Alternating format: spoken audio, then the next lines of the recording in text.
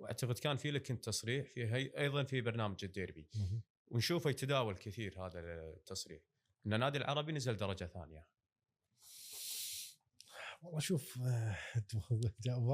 مواضيع بلسانك انا قاعد اي بلساني، لا اي بلساني انا قلت هذا الكلام صحيح، وهذا يعني هذا اللي انا الناس طبعا قالوا وتكلموا في هذا الموضوع. في ناس لها وجهه نظر ان العربي ما نزل، وفي ناس لها وجهه نظر العربي نزل.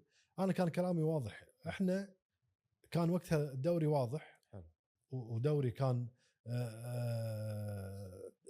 تصنيف فرق تصعد فرق تنزل، احنا نزلنا، لكن احنا لعبنا في نفس الموسم، احنا ما لعبنا الموسم اللي بعده.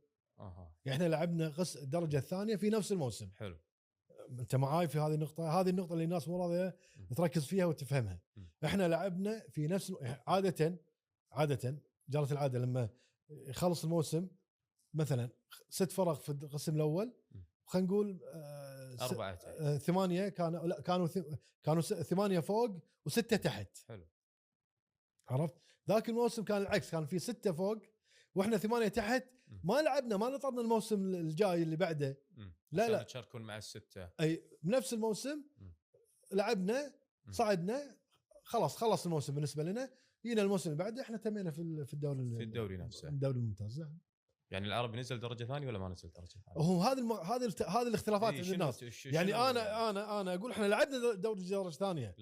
طبعا احنا شلنا الدرع، يعني لا نقص على بعض. بس احنا لعبناه في نفس الموسم، الدوري درجه ثانيه لعبناه في نفس الموسم. احنا ما لعبناه الموسم اللي بعده، لعبناه في نفس الموسم.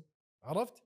احنا لعب. في ناس يقول لك والله هذا الدوري اللي هو دوري الهبوط والصعود، دوري التحديد، دوري يعني مسميات كثيره. عرفت؟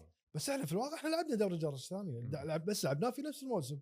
لا نقص يعني ليش يعني ترى ما فيها شيء يعني تاريخ هذا عادي. يعني ارجع شوف، احنا لعبنا الدوري هذا لعبناه في نفس الموسم وحققناه وتمينا في الدرجه الاولى.